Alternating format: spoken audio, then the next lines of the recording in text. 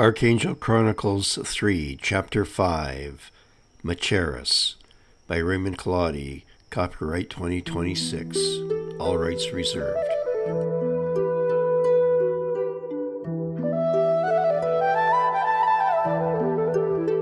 On Machaerus' lonely height, where did sea-waters gleam, the prophet's voice rose through the night, like thunder in a dream. Though iron bound his weathered hands, no chain could bind his tongue. The truth rolled through the fortress halls, as if the mountains sung. Sing low, the desert wind, over stone and sea. The tyrant's crown will fade away, but truth shall still be free. Sing low, remember well the price that must be paid. For kingdoms fall like desert sand, but God's light does not fade. Oh, Brigomarus, watch the... Several nights later, the wilderness beneath Machaerus lay silent beneath a moonless sky. The desert wind moved cold across black ridges overlooking the Dead Sea, carrying with it the bitter scent of salt and stone. Fires burned low among the encampment of John's followers, little more than red eyes glowing in the darkness. Most had already fallen asleep, wrapped in rough cloaks beside the rocks and thorn bushes. Only a few remained awake in quiet prayer. But Brigomarus did not sleep. For days unease had stalked him like a wolf pacing beyond firelight. Ever since Herodias had departed the marketplace with that terrible look upon her face, he had felt the old instincts returning to him, instincts forged long ago beneath the banners of Herod the Great. He knew courts, he knew rulers weakened by fear, and women hardened by ambition, and most of all, he knew the silence that came before violence. He sat alone upon a ridge above the sleeping camp, his broad frame wrapped in a dark wool cloak against the chill. Far above, the fortress of Machaerus loomed against the stars like a mountain of black iron. Torchlights glimmered along its walls. Too many torches. Brigomarus narrowed his eyes. There was movement. At first he saw only shadows descending the winding road from the fortress, but then moonlight briefly caught bronze helmets and spear points. His heart skipped a beat. Without a word, he rose and moved swiftly downslope through the rocks. Years had slowed him little. Though age streaked his beard with iron gray and old wounds stiffened him in cold weather, there remained something dangerous in the old Gallic warrior's movement. Several followers stirred as he passed. "Brigomarus," Andrew whispered sleepily. "Wake the others," Brigomarus said sharply. "Quietly." The old soldier reached the edge of the encampment just as the mounted troops emerged fully from the darkness. Perhaps 20 men, auxiliary soldiers in chainmail and leather. Torches hissed in the wind.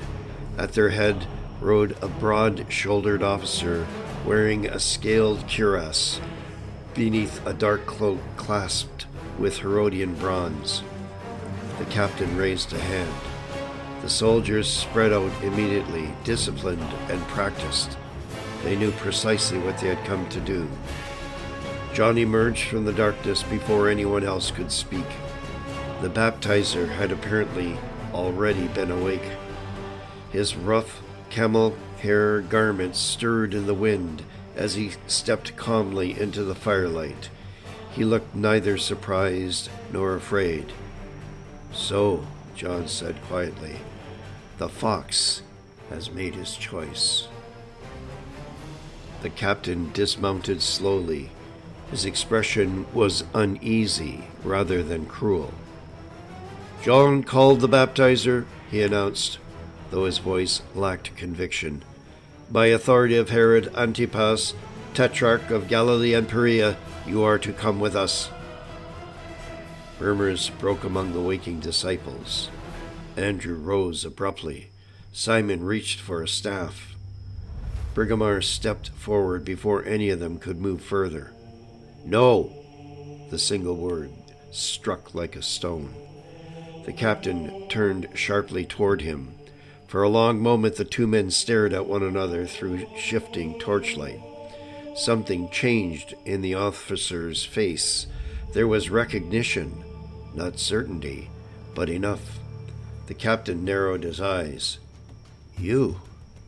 Brigomarus remained motionless. The officer stepped closer slowly, studying the old warrior's scarred face beneath the hood. "I know you," he muttered. "Or I knew someone who looked like you." Several soldiers glanced uneasily between them. The captain's voice lowered. "Years ago, Jerusalem, the palace guard." Brigomarus said nothing. The officer stared harder now, memory fighting through disbelief. "The strategos," he whispered. "Brigomarus the Red." A silence fell between them. One of the younger soldiers frowned. "The gallant commander who vanished after Bethlehem." The captain ignored him, still staring.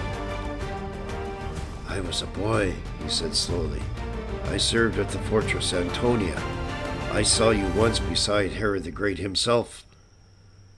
Brigomarus's eyes hardened. "That man is dead." The captain looked shaken. "They said you betrayed the king." "I abandoned evil," Brigomarus answered coldly. The officer exhaled uneasily and glanced toward John. "You should not stand in this matter," he said quietly. "Orders have been given." "And I know who gave them," Brigomarus replied. The captain's jaw tightened. "Do not force this." But Brigomarus stepped directly between the soldiers and John. For one suspended instant, the years seemed to fall away. The old warrior stood once more like the strategos of Herod's feared Gallic guard, broad and immovable beneath the torchlight, his scarred face carved from shadow and stone. "No man takes him tonight." The soldiers hesitated instinctively, for even now there remained authority in him. The captain's expression darkened with frustration. "Stand aside." "No." The wind rose sharply across the rocks. John stepped forward then and placed one hand upon Brigomarus's arm. "My friend." Brigomarus looked at him fiercely. "No." John's eyes were calm, almost sorrowful. "Did I not tell you this hour would come?" "They will murder you." John's face softened faintly. "Then let truth witness against them." The captain gave a sharp signal. The soldiers advanced.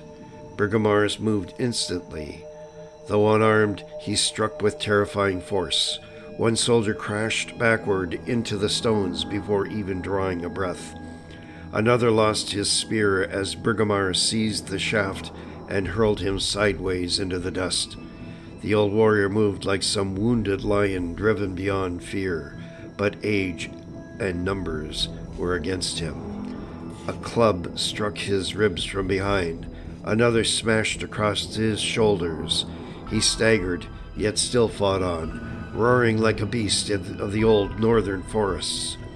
For one terrible moment, the captain himself hesitated to order the final assault. Then 4 soldiers rushed together. Brigomarus drove one to the ground with his bare hands, but another slammed a shield edge into his face. Blood burst across his beard. A spear shaft struck behind his knees. The captain shouted, "Enough!" 2 soldiers pinned Brigomarus down while others bound John's wrists with leather cords. Yet even then, John did not resist. Andrew cried out in anguish. Simon struggled violently before being restrained by others. Several others wept openly. Brigomarus tried to rise again. Pain exploded through his ribs. A soldier's boot drove him back into the earth, and through blurred vision he saw John being led toward the horses beneath the torchlight. The prophet turned once, his gaze finding Brigomarus lying among the rocks, and somehow, impossibly, there was peace in his face. "Do not fear for me," John said quietly. Brigomarus clenched, trembling fists against the stones. "This is not the end," said John. Then the soldiers carried him away into the darkness toward Machaerus. The torches climbed slowly back up the winding road to the fortress above, until at last only darkness remained. For a long while no one moved. The wilderness seemed emptier now, as though some great fire had been removed from the earth. Brigomarus lay broken among the stones, staring upward at the black silhouette of Machaerus against the stars. And high above, like the jaws of some waiting beast, the fortress gates slowly closed. Morning came harsh and white over Machaerus. The fortress stirred uneasily beneath the rising sun. Servants moved quickly through the stone corridors with lowered eyes. The palace guard changed watch along the walls. Somewhere in the lower courts, mules brayed and iron-shod wheels rattled over paving stones.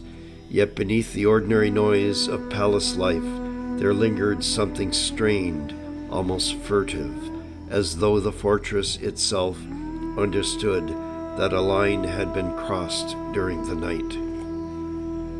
Herod Antipas stood upon the eastern balcony overlooking the Dead Sea.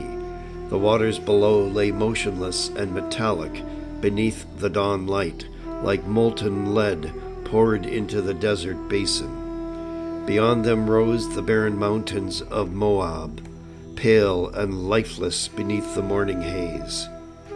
A servant approached cautiously and bowed low.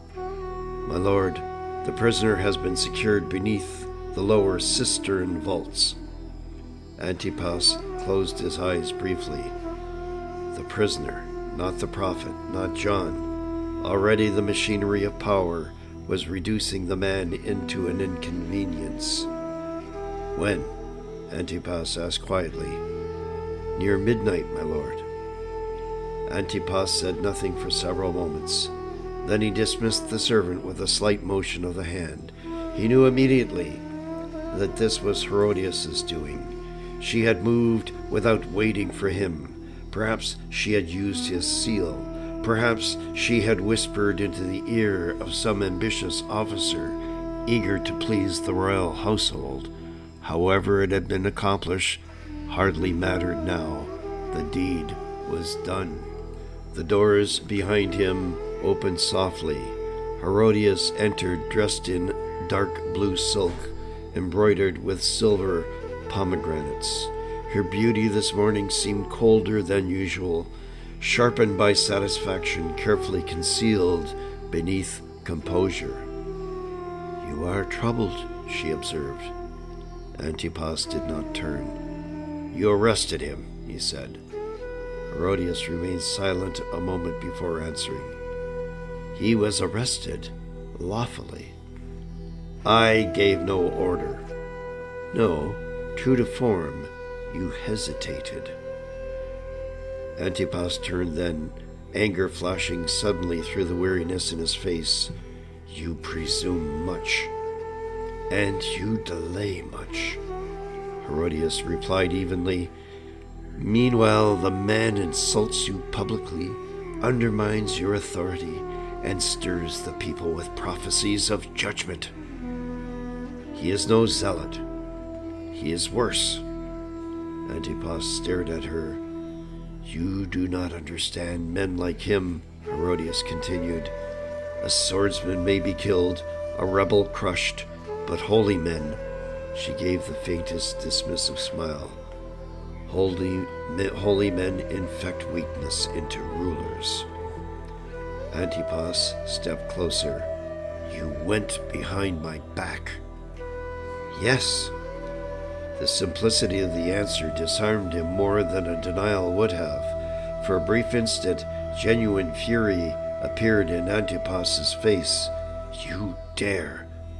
I preserve what you are too uncertain to defend.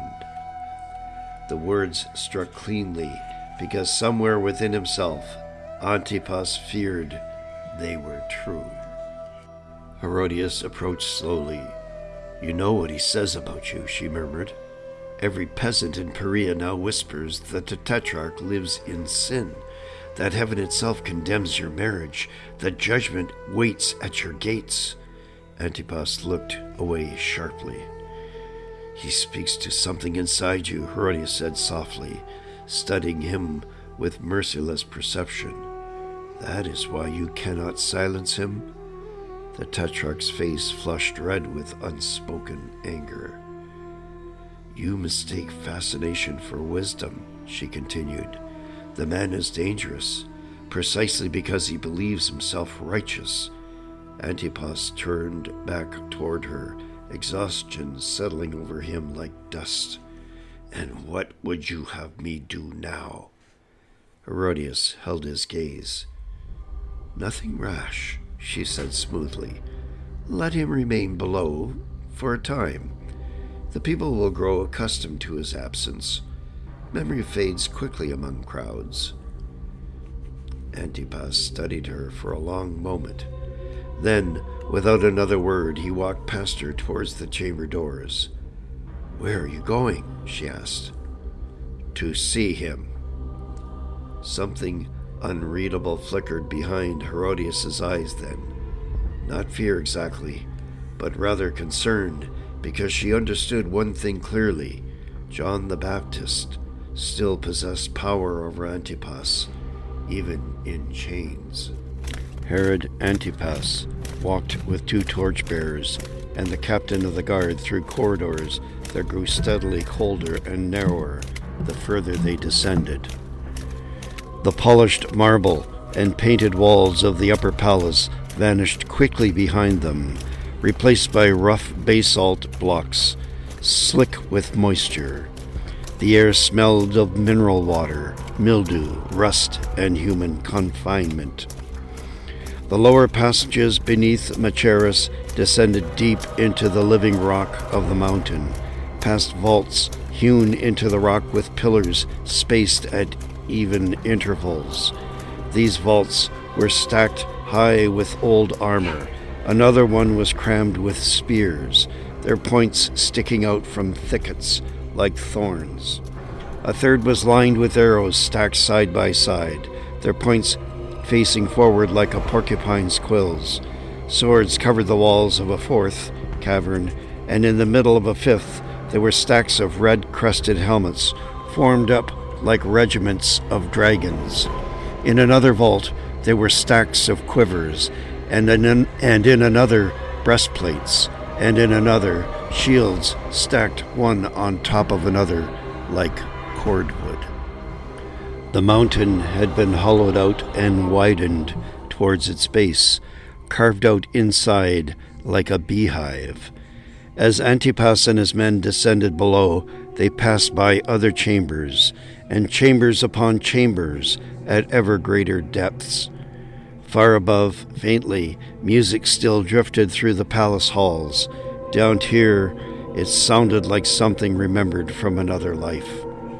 The staircases twisted steeply downward through ancient cistern chambers built long before Herod's engineers had expanded the forest. Water dripped steadily somewhere in the darkness. The sound echoed endlessly through the stone vaults. Torchlight crawled over the walls in restless orange waves. At last, they reached the deepest level.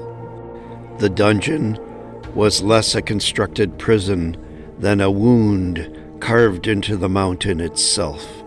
Cells lined the chamber like open tombs cut directly into black stone. Iron rings had been driven into the walls centuries earlier by forgotten hands. Some still bore rusted chains, others hung empty like dead serpents. Moisture glistened upon the rock ceiling overhead, gathering into slow droplets that fell intermittently into shallow puddles below. The air was oppressively cold.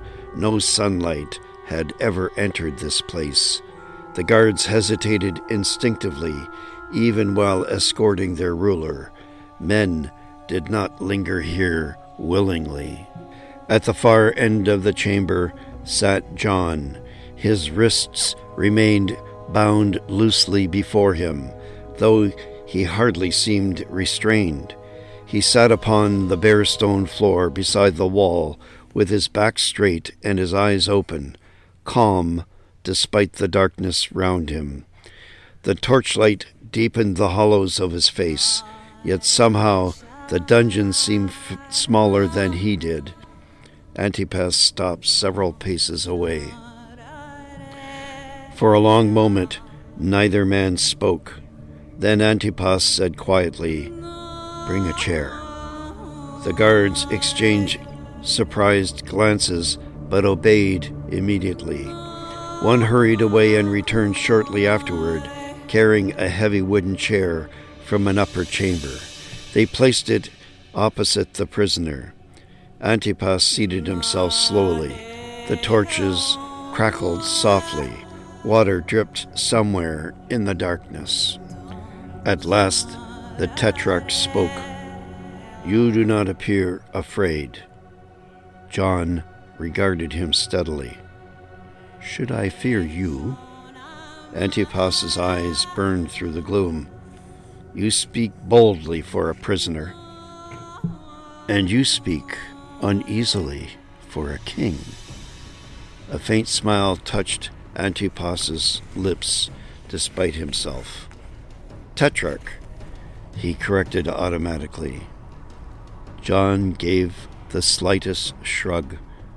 All earthly titles become dust eventually. The silence that followed was strangely intimate. Above them lay armies, servants, courts, power, luxury, the Roman Empire itself. Down here, none of it seemed entirely real. Antipas leaned forward slightly. "You know," he said quietly, "I did not order your death. But you permitted the path towards it." The words landed with unbearable precision. Antipas looked away briefly toward the torchlight wavering against the wet walls. "You condemn me openly," he said. "You shame me before my own people. Yet still I came here." His eyes returned to John. "Do you know why?" John answered immediately. "Because your soul is divided against itself." The tetrarch exhaled slowly through his nose. "You see much for a desert prophet." "I see a man who wishes to appear righteous without surrendering anything." The guards shifted uneasily nearby. Antipas studied the prisoner carefully. "You truly believe God sent you?" "I know it." "And you believe this kingdom you proclaim is near?" John's eyes seemed almost luminous in the torchlight. "It is already entering the world." Antipas gave him a weary laugh. "Where? In peasants, beggars, madmen in the wilderness?" "No, in hearts willing to repent." The tetrarch's expression hardened slightly. "You speak as though power means nothing." John leaned forward then, and suddenly the dungeon itself seemed to contract around the force of him. "Power means everything," he said quietly. "That is why corrupt men destroy souls with it." The words struck harder than shouting. Antipas stared at him. For a fleeting instant, the ruler of Galilee looked less like a prince than a tired man trapped within consequences he no longer fully controlled. Then he asked softly, "Tell me truly, John, is there mercy even now for a man like me?" The dungeon fell utterly still. Water dripped slowly in the distance. John's face changed then, and for the first time since Antipas had entered, the fierce prophet's expression softened with something almost like sorrow. "Yes," he said, "but not without repentance." Antipas lowered his eyes, and somewhere deep beneath the fortress of Machaerus, beneath the stone and darkness and the weight of kingdoms, silence settled between ruler and prophet like the shadow of coming judgment. Beyond the lattice windows, the desert lay silver beneath the moon, the Dead Sea shimmering faintly in the distance like a sheet of dark metal. Warm wind stirred the gauze curtains and carried upward the scents of cedar smoke, myrrh, and distant torch fire from the lower courts below. Salome sat before a polished bronze mirror while her servant brushed out the long dark waves of her hair. The chamber had been prepared lavishly for her arrival. Silk cushions from Damascus lay scattered across carpets woven in Petra. Bronze lamps suspended from chains cast pools of amber light across painted walls where vines and birds twined among faded frescoes. Open cedar chests overflowed with gowns sent by Herodias herself, garments embroidered with Phoenician gold thread and edged with pearls from Alexandria, yet despite the luxury, the room did not feel like home. Salome sat very still in a loose ivory sleeping robe, while Shoshona worked carefully behind her. The servant woman was older by perhaps 15 years, sharp-eyed and intelligent, with the quiet alertness common among those who had survived long within royal households. She had served Salome since childhood, first in the house of Philip, and later through the long years after Herodias abandoned them. For a long while neither spoke. At last Shoshona said quietly, "You have not touched your supper." Salome's eyes remained fixed upon her own reflection. "I was not hungry." "You were barely hungry yesterday either." A faint smile touched Salome's lips. "You sound like my nurse when I was 10. Shoshona continued, brushing gently. "When you were 10, someone still remembered to worry whether you ate." The words lingered in the chamber. Salome lowered her gaze. Outside, somewhere below the palace courts, men laughed drunkenly. "My mother remembers now," she said softly. Shoshona's hands paused only briefly in her hair. "Yes," the servant answered carefully. "Now." Salome looked toward the open window. 10 years. 10 years since Herodias had swept out of her first husband's house in Rome in scandal and ambition, abandoning Philip's quiet house to marry Antipas. 10 years since Salome had watched servants carrying away her mother's jewelry, silks, and perfumes, while whispers spread through the household like smoke. She still remembered the morning Herodias departed. No farewell embrace, no tears, and only the scent of perfume lingering in empty chambers afterward.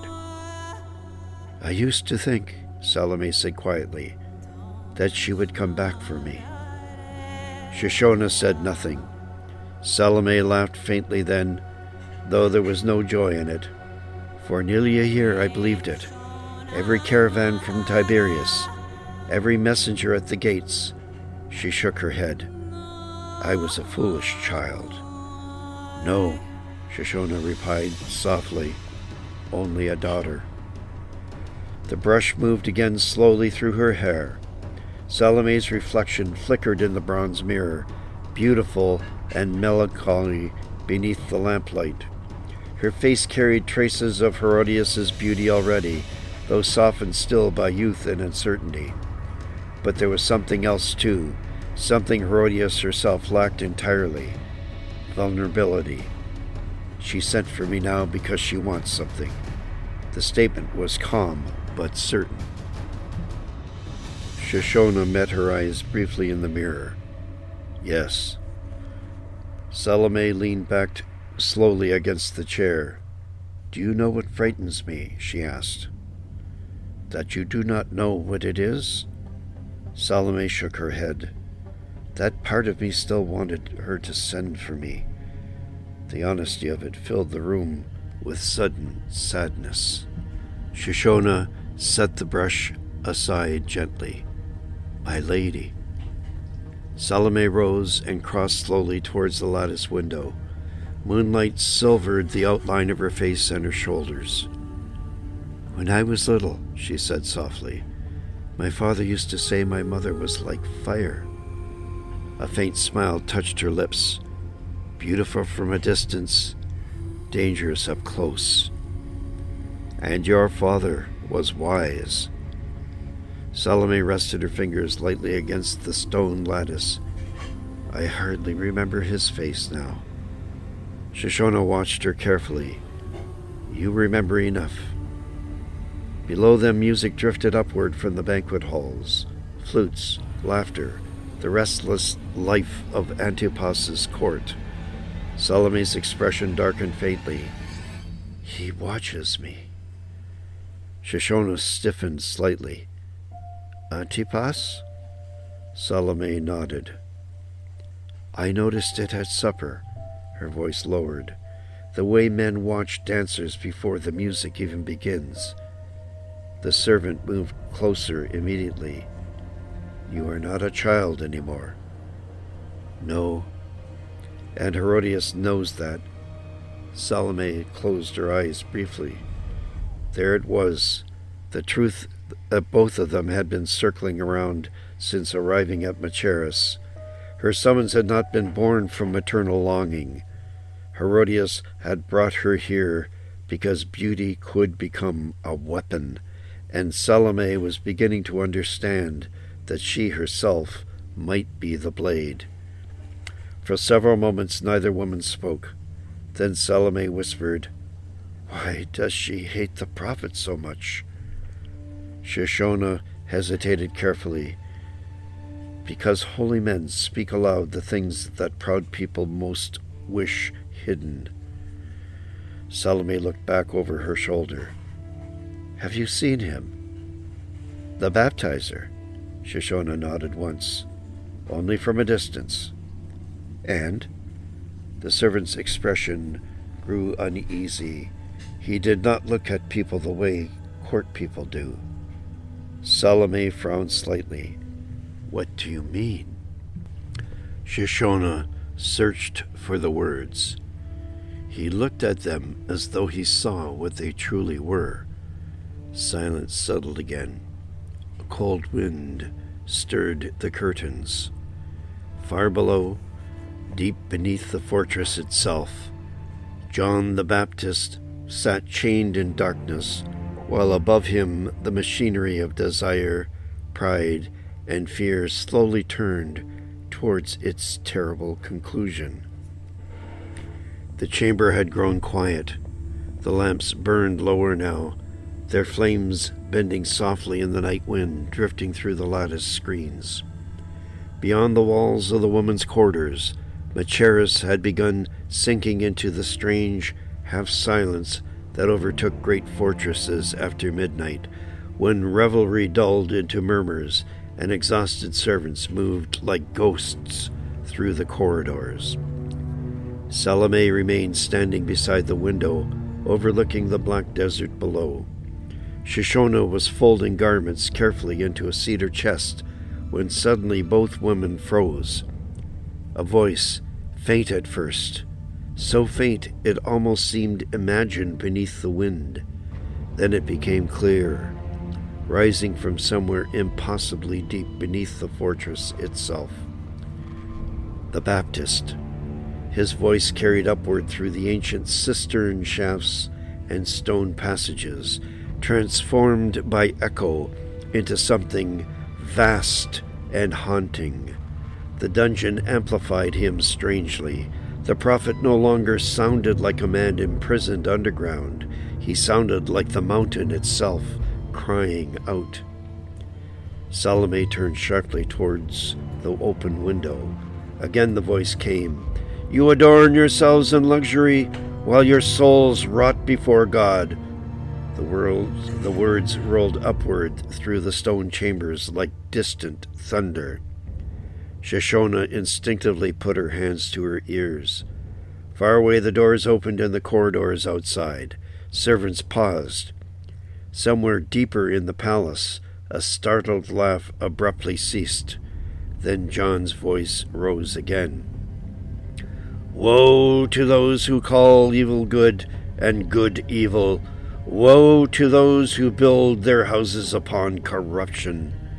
The fortress carried every word. Salome felt the hairs rise along her arms. "He can be heard all the way up here," she whispered. Shoshona nodded uneasily. The lower cisterns connect through the old water shafts. Sound travels. Below them, John continued. His voice was hoarse now from imprisonment, yet somehow fiercer than before, stripped bare of every earthly restraint. "You think stone walls silence truth," he cried. "You think darkness hides sin from the eyes of the living God?" The echoes multiplied around fortress vaults until his words seemed to come from everywhere at once. Servants appeared briefly in the corridor beyond Salome's chamber, whispering fearfully before hurrying away again. Then came Herodias' name, not spoken quietly or cautiously, but hurled upward into the palace like a spear. "Herodias!" Even the wind seemed to pause. "She who devours vows and corrupts kings, she who feeds upon weakness and calls it power." Shoshona visibly flinched. Salome stared toward the floor as though she could somehow see through the layers of stone into the darkness below. Again the voice thundered upward. "It is not lawful." The words crashed through the palace halls, echoing, "Not lawful, not lawful." The echoes repeated themselves again and again through the ancient chambers beneath Machaerus. From somewhere distant came the sound of shouting guards. Then John's voice rose above them all. "You imprison the body, while your own souls remain enslaved." A heavy crash echoed upward, perhaps a spear striking iron bars. "Silence him!" someone shouted far below, but only John grew louder. "The jackals rule this palace. The fox trembles before the truth, while the serpent whispers at his side." Salome's breathing had become shallow. There was something terrifying in hearing a man speak this way while chained beneath the earth, with no pleading, no bargaining, and no fear, only certainty. Shoshona moved closer to her mistress. "He should stop," the servant whispered anxiously. "He is provoking them." Salome did not answer. Below them the prophet's voice rolled upward again, deeper now, filled with a terrible grief. "Repent while breath remains in you." Silence followed briefly. Then one final cry rose through the fortress, like the sound of judgment itself. "For the kingdom of God stands nearer than your next heartbeat." The echoes lingered long after the voice itself faded. Then came muffled shouting below, boots striking stone, iron doors slamming, and suddenly the fortress fell silent, utterly silent. Even the musicians somewhere in the banquet halls had stopped playing. Salome realized her hands were trembling. She clasped them together tightly. Shoshona spoke first, very softly. No wonder your mother fears him. Salome swallowed. He sounds, she struggled for the word, not mad. No, not frightened either, said Salome. Shoshona shook her head slowly. I think, the servant whispered, that men like that stop fearing death long before they enter prison. Salome looked toward the dark floor beneath her feet once more.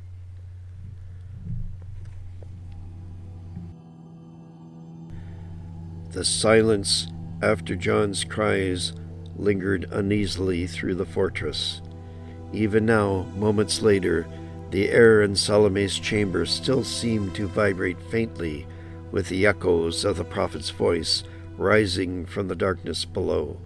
Shoshona had just finished barring the lattice shutters against the strengthening desert wind when the chamber doors opened. Herodias entered. No servant had announced her. She wore black tonight, a gown of flowing Phoenician silk, threaded subtly with gold that caught the lamplight whenever she moved. The effect was almost serpentine, dark scales rippling beneath firelight. Jewels gleamed softly at her throat and wrists, but her expression was unreadable. Her eyes went first to Salome, then briefly to Shoshona. You may leave us. The words were calm but absolute. Shoshona bowed immediately, though uneasily. Before departing, she glanced once towards Salome, a fleeting look of warning and concern. But Salome lowered her eyes slightly. The servant withdrew. The doors closed softly behind her. For several moments, Herodias said nothing. She crossed the chamber slowly until she stood behind Salome's chair before the bronze mirror. Mother and daughter appeared together in the polished reflection, their dark beauty unmistakably related, yet profoundly different. Herodias looked like perfected control. Salome looked alive. Herodias reached down and took up the ivory hairbrush Shoshona had left behind. Then, with slow, deliberate strokes, she began brushing her daughter's hair. Salome sat rigidly still. You have grown beautiful, Herodias said quietly.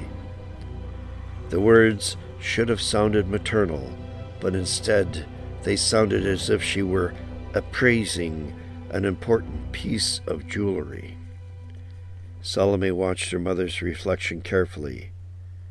You did not summon me here to admire my hair. A faint smile touched Herodias' lips. No. The brush moved again through the dark waves. Outside, wind whispered softly against the shutters. Antipas's birthday feast approaches, Herodias said. Important men will attend. Officers, magistrates, delegations from Tiberias and Caesarea. She tilted her head slightly. And you will dance. Salome's body stiffened immediately. No. The refusal came too quickly and too honestly. Herodias continued brushing as though she had not heard. You are young enough still to mistake reluctance for power. I will not perform like some banquet girl before drunken old men. Herodias' eyes narrowed faintly in the mirror. You are not being asked. Salome rose abruptly from the chair and turned toward her. I said no. For a moment neither moved. Then Herodias set the brush aside carefully upon the bronze table. You disappoint me, she said softly. Salome laughed bitterly. I disappoint you? Her voice trembled slightly now beneath years of buried hurt. You abandoned me. The words hung in the chamber. Herodias regarded her daughter in silence. I did what survival required. You left me behind like unwanted baggage." Herodias' face hardened almost imperceptibly. "You speak as a child who has never understood power. And you speak as though power is the only thing in the world." For the briefest instant, danger flashed behind Herodias' eyes. Then it vanished. When she spoke again, her voice had become almost gentle. "Tell me," she said quietly, "does Obadias speak to you this way?" Salome went utterly still. The silence that followed was devastating. Herodias watched the shock bloom slowly across her daughter's face. "Yes," she murmured, "I know about the prince." Salome's lips parted slightly, but no words emerged. Herodias walked calmly past her toward the open lattice and rested one hand lightly upon the stone. "The moonlit meetings near the lower cistern gardens," she said conversationally. "The hidden notes carried through servants. The falcon feather he leaves for you behind the eastern stair." Her eyes shifted back towards Salome. "The kisses beside the old Nabatean watchtower beyond the walls." Salome's face had gone pale. "How?" "You are not nearly as careful as you imagine." Fear entered Salome's eyes now, real fear, and Herodias saw it immediately. She pressed deeper. "You know what Obadias is," she continued softly. "The son of a Nabatean king whose armies have warred against Antipas for years." She moved closer now. "Do you also know why he resides here?" Salome swallowed. "As hostage." "Yes."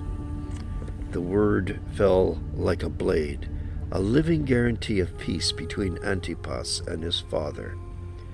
Herodias tilted her head slightly. If Antipas discovered the young prince secretly touching his stepdaughter beneath the walls of Machaerus, she allowed the sentence to remain unfinished. It was worse that way. Salome's breathing quickened visibly. "No," she cried. Herodias' expression remained calm. "Hostages die for far less." Salome stepped backward slightly, horror drawing across her face. "You would not." "I?" Herodias interrupts softly. "No, my daughter," she smiled faintly. "Antipas would." Tears were gathering now in Salome's eyes, despite her effort to master herself. "He has done nothing wrong." "He has desired dangerously." Salome shook her head fiercely. "You cannot tell him." "I can tell him everything." The room suddenly felt smaller and airless. Salome looked for escape and found none. Herodias approached her slowly, almost tenderly. "This is why you must stop behaving like a child." Her fingers lightly touched Salome's cheek. "You think beauty exists for romance. It does not. Beauty exists for influence." Salome jerked away. "I hate this place." Herodias' expression cooled. "No, you hate understanding it." Salome's voice broke then. "Please." The word escaped before she could stop it. Herodias saw immediately that she had won. "Please," Salome whispered again, tears now slipping freely down her face. "Do not harm him." Herodias took her daughter gently by the shoulders. "There is no need for harm," she said softly. "Not if you obey me." Salome closed her eyes. There it was, the trap fully revealed at last. Herodias leaned closer. "You will dance at the feast." Salome trembled, but said nothing. "You've already seen how Antipas watches you." A faint smile curved Herodias' lips. "Men like him, become intoxicated long before wine touches them. Salome shook her head weakly. I cannot. You can. Herodias' voice became almost hypnotic now, smooth and controlled. You will dance beautifully. Antipas will drink. He will boast before his guests. Her fingers brushed a tear from Salome's cheek almost maternally. And because he is weak, he will offer you anything you desire. Salome stared at her in growing dread. Herodias lowered her voice further. When that moment comes, you will leave the banquet and come to me. The chamber seemed to darken around them. And then, Salome whispered. Herodias smiled, cold, patient, and victorious. Then, she said softly, I shall tell you what you must ask for. The bribe cost Brigomarus nearly everything he possessed. 2 silver Tyrian shekels to the gate sergeant, another to the lower steward, wine for the guards, promises for the desperate, and threats for the greedy. Then finally, a gold Nabatean coin slipped quietly into the scarred hand of an old prison keeper who had once served under Herod the Great and still remembered the name of Brigomarus the Red. By the time the old warrior descended into the bowels of Machaerus once more, the fortress above had surrendered itself to celebration. Antipas's birthday feast had begun. Music echoed faintly through the upper halls. Laughter drifted intermittently down stairwells like sounds from another world. The scent of roasted lamb and incense lingered even beneath the earth. Yet the deeper Brigomarus descended, the more distant those sounds became. Beside him walked 2 young men cloaked heavily against the recognition. Andrew and John, son of Zebedee. Neither had spoken much since entering the fortress. Fear and grief weighed visibly upon them both. The old prison keeper led them wordlessly through torchlit corridors, slick with dampness, until at last they reached the lowest vault. There, the jailer muttered, not long.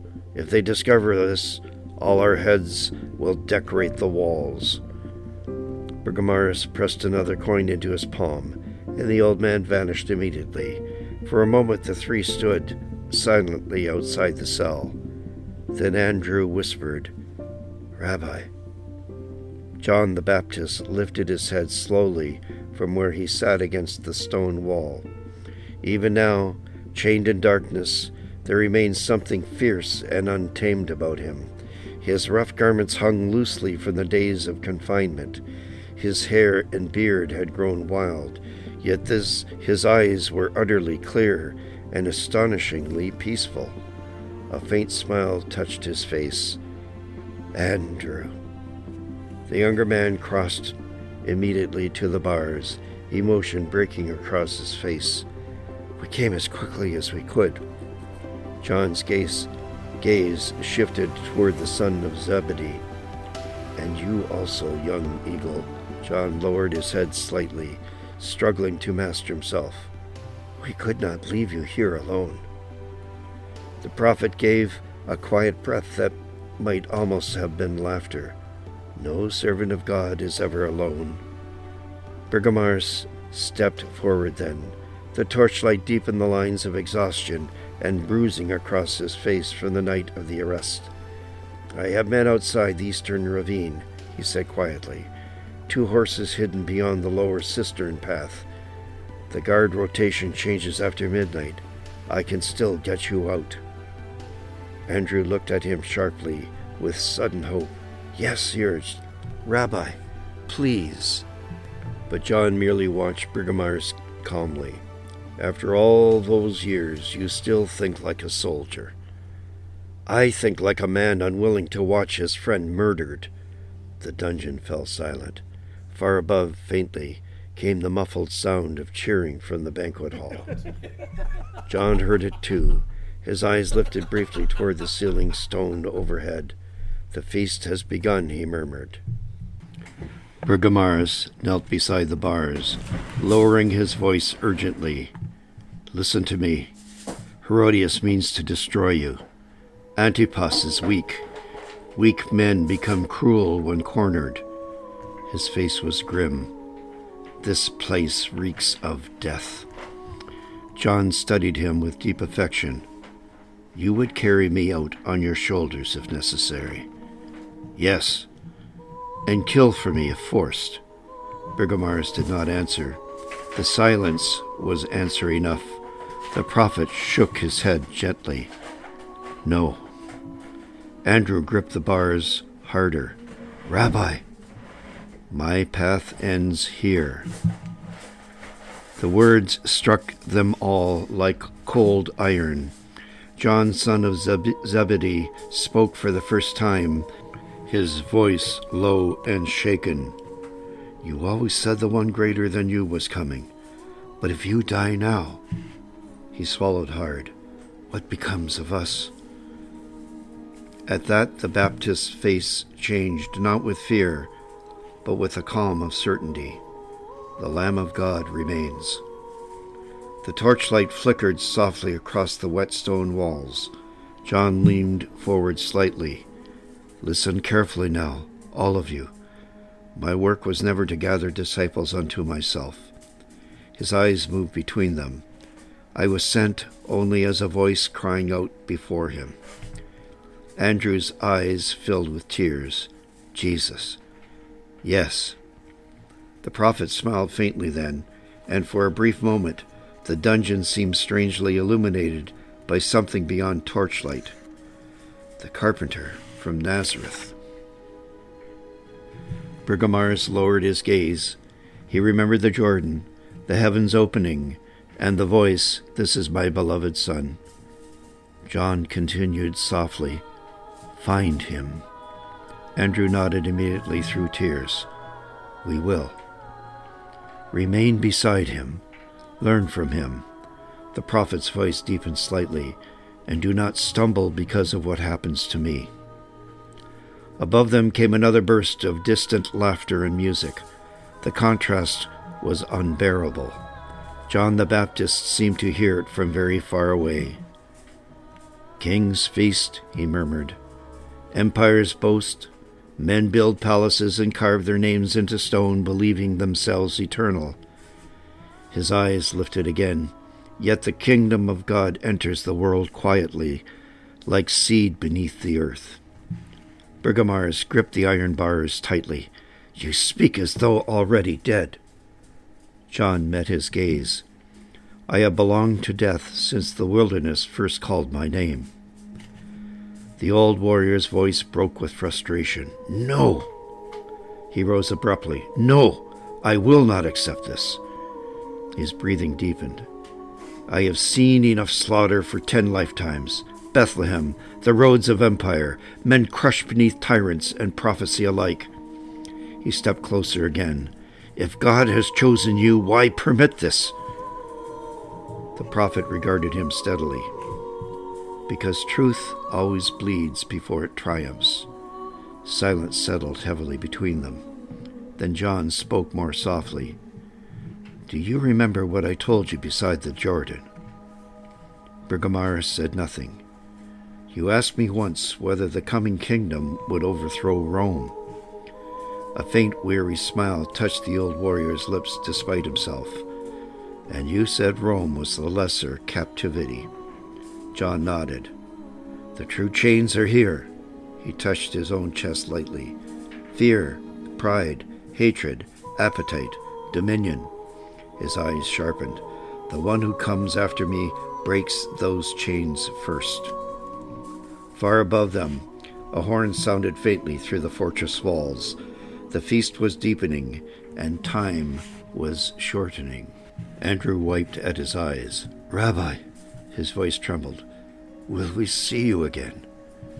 John's face softened with profound tenderness. "In the resurrection." The young men lowered their heads. Even Brigomarus could no longer speak. At last the Baptist looked toward the old warrior once more. "My friend." Brigomarus raised his eyes reluctantly. "You were not brought out of darkness at Bethlehem, merely to watch another man die." The words struck deep. John continued quietly, "You were spared for what comes after." The dungeon fell silent again, except for the steady dripping of water somewhere beyond the torchlight. Then footsteps echoed faintly from the upper corridor. The guards were returning. Brigomarus straightened immediately. John heard them too. "Go now." Andrew grasped the bars desperately one last time.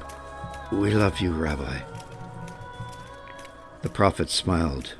"And I have loved you." The footsteps grew louder. John, son of Zebedee, bowed his head deeply before turning away. Brigomarus lingered longest. For one final moment, the old warrior and the desert prophet looked at one another through the iron bars. Then Brigomarus said hoarsely, "Forgive me for failing you." John shook his head gently. "You did not fail me." The torchlight flickered across the prophet's calm face. "You carried me as far as God intended." Then the old warrior turned and disappeared with the others into the darkness of the ascending corridor, while behind them, deep beneath the mountain fortress of Machaerus, John the Baptist remained alone in chains, awaiting the hour appointed for him since before his birth.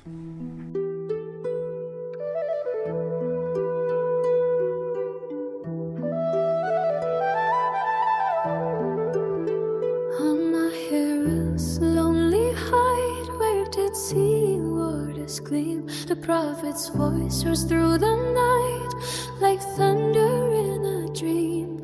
Though iron bound his weathered hands, no chain could bind his tongue. The truth rolled through the fortress halls as if the mountains sung.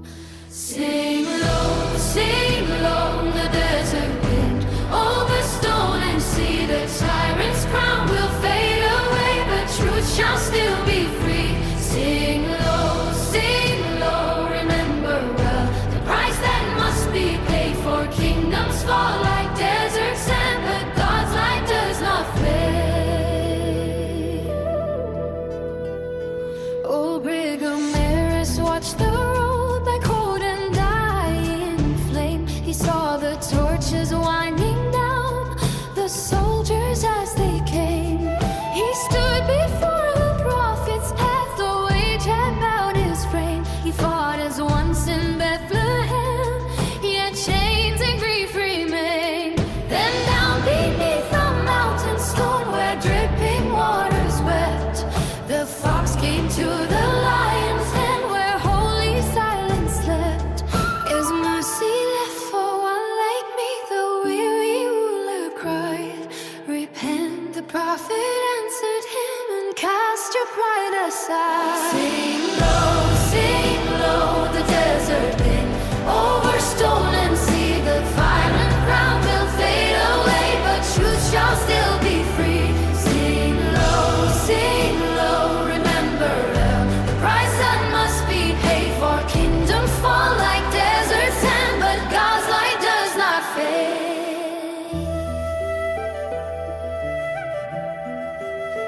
Above where cedar lamps burned by, a lonely maiden stood. She heard the prison echo ring like voices through the wood.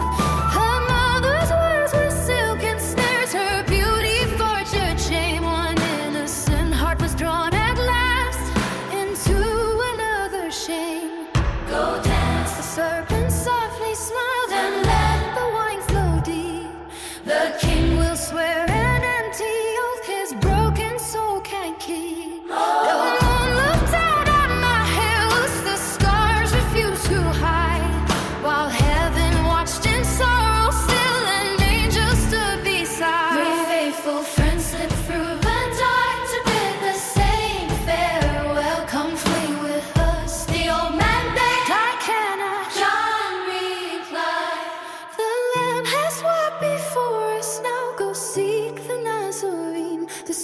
must fall into the earth before the fields grow green. Sing low, the desert name over stone and sea. The tyrant's crown has turned to just, but truth still wants in thee. Sing low, let every heart choose light instead of shame. For though they silence one brave voice, they never quench the slain. The walls still crown that desert hill, the wind still cross the plain. Yet every stone remembers still the prophet's steadfast name. For kings are dust and courts are gone, their glory passed away. But every soul that sings this song keeps truth alive today. Music for Chapter 5. Machaerus. Words by Raymond Collodi. Music and voices by Marika A.I. Mara's Death by Raymond Collodi. Music and voices by Marika A.I. The following from Epidemic Sound. Wasted Silence by Max Anson. Choirs of War by Dream Cave. A Hero Will Know by Bonnie Grace. Consumed by Darkness by Christopher Mo Ditlevson. Celestial Breath by Palace on Wheels. Crypto by Joe Wandrini. Demon Night by Farrell Wooden. Chant of the Moors by Flo. Hiding in the Shadows by Belladonna Strings. Gravity of Fragile by DEX 1200. Echoes of the Unmasked by DEX 1200. Theme of Darkness by Frederick Ekstrom. Invincible by Edgar Hopp. Ethos by Johannes Borloff. Archangel Chronicles 3, Chapter 5, Machaerus, copyright 2026, by Raymond Collodi, all rights reserved.